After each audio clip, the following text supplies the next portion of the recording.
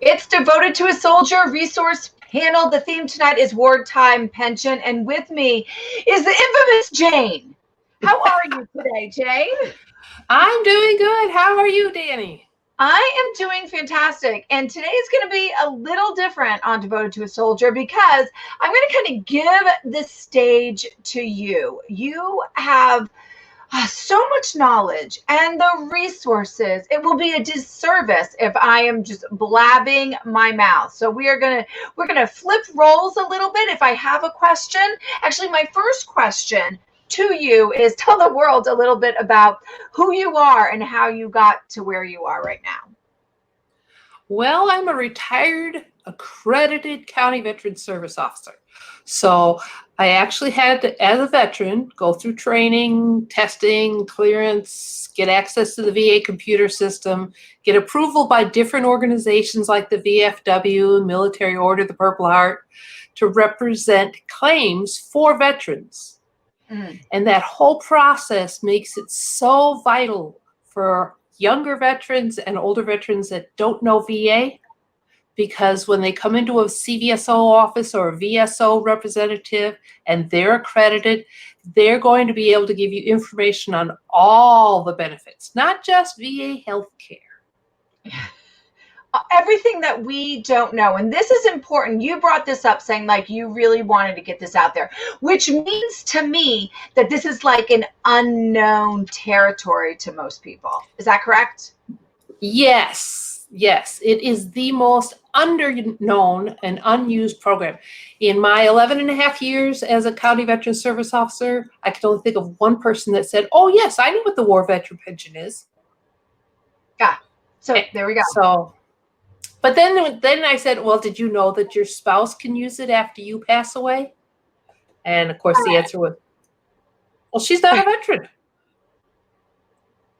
Doesn't matter. This is why you are you and you do what you do. And thank you so much for sharing. So I'm going to share my screen. Work with us because we were having a little bit of technical issues, but together we're going to make this happen. So Jane, as you need me to scroll down, I will do so. But take it away, my friend. All righty. Well, the Wartime Veterans and Surviving Spouses Pension Program. It is an income-based program designed to keep older veterans from living below poverty and younger veterans. A lot of people seem to think it's only the over 65 group.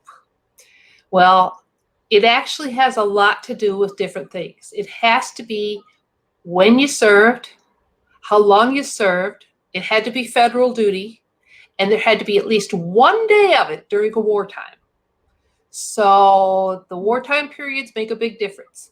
It may be a person was already ordered out of service the day after the war started. Or they may have joined and continued their time.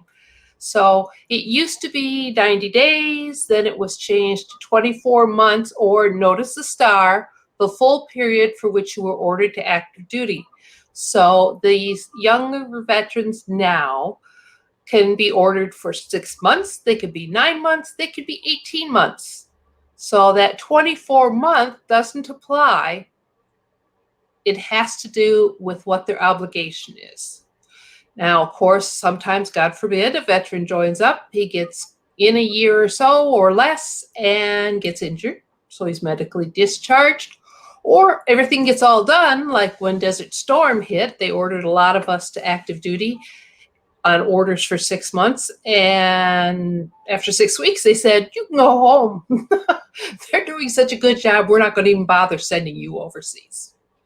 So those are the medical discharge and the convenience of the government. Now that's where the age thing comes in. After the age of 65, it doesn't matter whether that veteran is working or not. It's only an income and asset-based income program at that point. Now the under 65, the expectation is you're going to be in the working world. So you're going to be able to find income to keep you at or above poverty. So that's where disability, not service related. One of my young men had come home from the sandbox. He had only had a couple years of income, so he didn't qualify for Social Security disability when that car hit his motorcycle. So they went ahead and said, well, you're going to qualify for SSI, which at that time was less than $850 a month. Now, this young man, because of his brain injury and spine injury from that motorcycle accident, was obviously never going to work again. So his family set him up in an apartment just a couple of houses down from them, and so they were able to supervise his life for him and help him because he wasn't able to drive and things. And they qualified him under the pension with aid and attendance, and he actually received more from the VA than from Social Security. So the two together married up and give him 130% income of poverty. So it's got all these ins and outs and little quirky things about it. Don't ever try to battle it on your own. Always get a veteran service officer who's accredited to do this for you. They will help you every step of the way. What it amounts to is they're going to look at your family income. They're going to take your total household income, and then they're going to subtract medical expenses. What's left over is your living income, and these are set by the Congress, of course. So, Danny, if you would go on to the next screen, we've got an example of what that looks like. This is a standard pension chart. In other words, this is the 2021 numbers.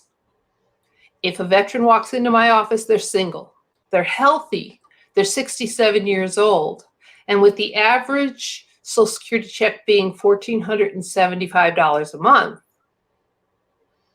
that's going to just cross the standard pension limit. But by the time you take out at the age of 65, that $203 Medicare premium this year, and then you subtract another $100 for another premium for their supplement, and then their copays at their pharmacy, and the doctor copays and everything else. Now he's living on less than $1,000 a month. So on a standard pension, you can see at $12,000 income, he's going to qualify for pension. If that same veteran is housebound, unable to get out and about on his own, needs extraordinary or transportation, assistance in getting place to place, possibly bedbound, things like that, there's more money. If they need aid and attendance, they can't dress themselves, bathe themselves. Like my young man, he needed supervision financially. He, obviously wasn't able to drive and things like that. So he required aid and attendance. Part of that is making sure he takes his medications and things of that nature. So he qualified for that higher amount. Now, this is our standard chart. These are your cutoffs. So if you would roll up to the next screen, we're going to talk about how they determine what your max income is. This is gross income. The veteran's income is $1,500, equaling out to $18,000. Her income, if she's married, if the veteran is married, and little pensions, interest off the bank, and things like that. So the annual income for this particular couple is $34,488. If we roll up, though, we're going to subtract off the medical expenses. That's that Medicare premium. We get to count both their premiums. We get to count both their supplemental insurances. They're both the drugstores. This veteran happens to be using the VA healthcare system, so he pays very little for his meds. They're both pretty healthy. They have pharmacy copays for her. Over-the-counter things or drugstore other than prescriptions is things like Band-Aids. If they use a salve, say cortisone cream for eczema or something like that. Anything that has to do with the personal care and health of your body. Okay? So in this case, we have other medical bills, chiropractor, ambulance, doctor copays, hospital bills that they paid. The VA will allow you to look back 1 year, say last year you had to have dentures made, or if you suddenly had a change like in-home care or assisted living that's going to be permanent and ongoing, we get to add that in there. In this case, I was going with the example of not having those major ones, but still having the average ones. So this shows you that medical expense is $19,000. Well, remember, we only had a $34,000 income. So if you would scroll up. This way? Other way. Oh, down. Yeah, sorry. Okay, so that veteran looks like they're qualifying. So then the veteran service officer is going to say, okay, we have some rules on assets. These are liquid assets. They do not include your primary home. They do not include your car. They do not include your personal belongings unless you have a Van Gogh hanging on the living room wall. And they're going to say, do you have less than $130,000 that you could grab tomorrow? I always used to use the example. If you knew the economy was going to take a dive tomorrow, how much cash could you get your hands on real quick? So all those things that you could cash in, CDs and things like that, you're going to have to report those. And that's what that $130,000 represents. They do have a 3-year look back. They added that just over a year ago. Used to be they didn't look back at all. So people would go to these financial advisors who would say, well, you know, if you go ahead and give your son that inheritance that you were planning on, or if you go ahead and put the house in a irrevocable trust, then people would do that to qualify. So the VA said, we gotta serve those with the greatest need. So they do a 3-year look back. And again, as I mentioned, does not include your primary home, does not include things like the first acre of land on a farm, because that's what your primary home sits on. But if you do own a duplex or rental properties, that counts as income, and it also counts as assets because it is something you could sell and still maintain your primary residence. So I do caution you. A lot of people will say, well, my house is in a life estate. Dad already signed it off into a life estate. Well, if you read the paperwork for a life estate, it says upon Dad's death or mom and dad's death. And as long as they're alive, that is their asset, even if it's in a life estate. There are different kinds of trusts. There are the revocable trusts, shared trusts, and irrevocable trusts. So that makes it very different on how those assets are treated. A trust can be written where it says Dad wrote the trust and he said everything is in a trust, and that way when we die you don't go through the capital taxes, property taxes and everything else, but mom has access to that account, that trust, to use for her comfort and medical needs.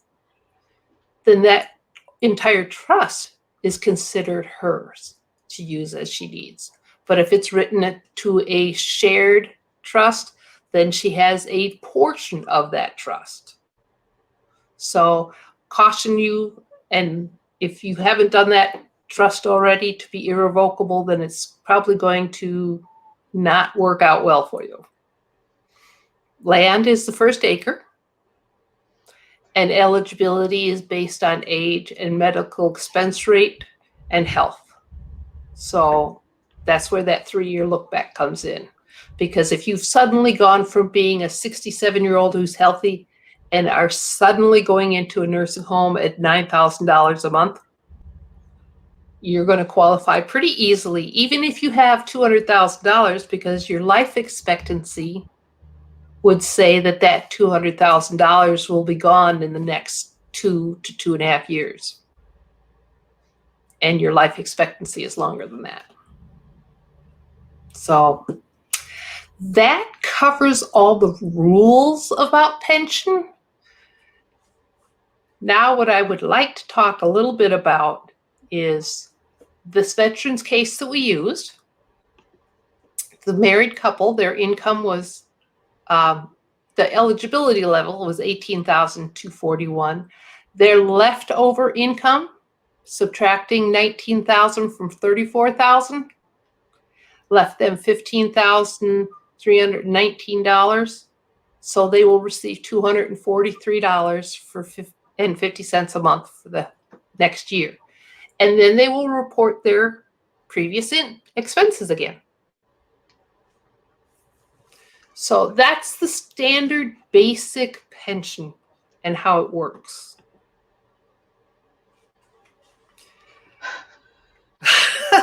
Yet I know you think I need an accountant for this, but it's really not that difficult when you see it written out. True. I almost feel like you need to go with or people need to go with their assets, with what they have, to you and say, get guidance on that so that they know in the future how to do these plans, because their advisors and accountants aren't going to know what you know. You need the collaboration, I feel. Oh, definitely. Every veteran that came into our office got told about this program. And when I was County Veteran Service Officer, I was more than happy to sit down and spend that time going over every single benefit, state and federal, that veteran was eligible for at the time or would become eligible possibly in the future. And that spouse, and I almost always said, if the veteran was married, we always invited the spouse to come along, because something can suddenly happen to that veteran. And if she doesn't know that there's anything available, why would she come ask? Right. Or right. he. I shouldn't be gender specific. My husband's the one that may have the benefits one day.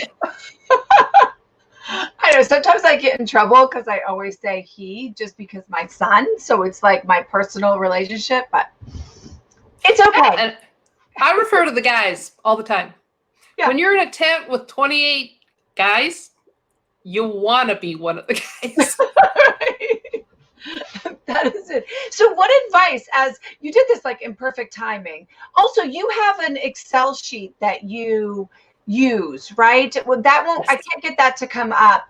I don't know, I'm not technically savvy about that. But can you give a brief explanation about that Excel sheet? Basically, those pieces that I took there are off that Excel spreadsheet. Mm-hmm. So I would take that if I were in my office and I just plug in the numbers as they're talking, and we'd be able to determine, yes, you're qualified and approximately this much money. Now, in the meantime, I want you to go home and look for more medical expenses. Go through your checkbook, call your pharmacist, call your doctor for your co-pays.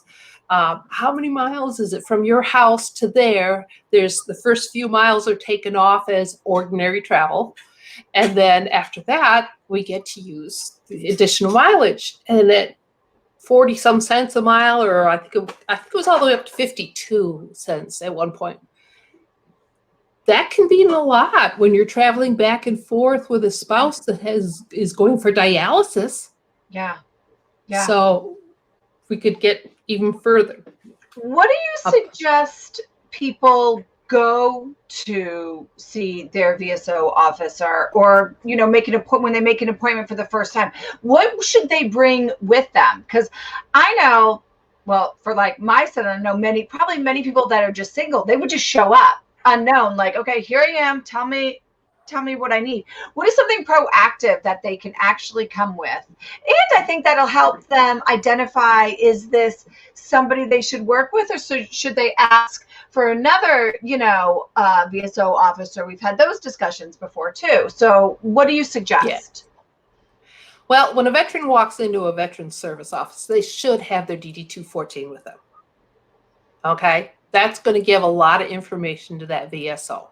But a lot of times they're walking in just to set up an appointment, so they don't bring the documentation, which is okay, because you'll be told, bring it. When you get out of service, and the services right now are very good at beating it over the top of the head of the soldier that they need to go and register their DD-214. New guys have a tendency to go down to the county clerk's office down the hall and say, I'm here with my DD-214, I want to register it.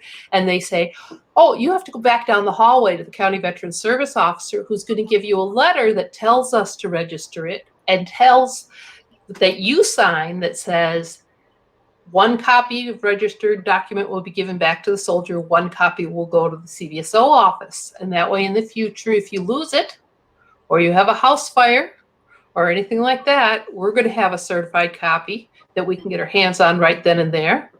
And the county registrar is still going to have a certified copy.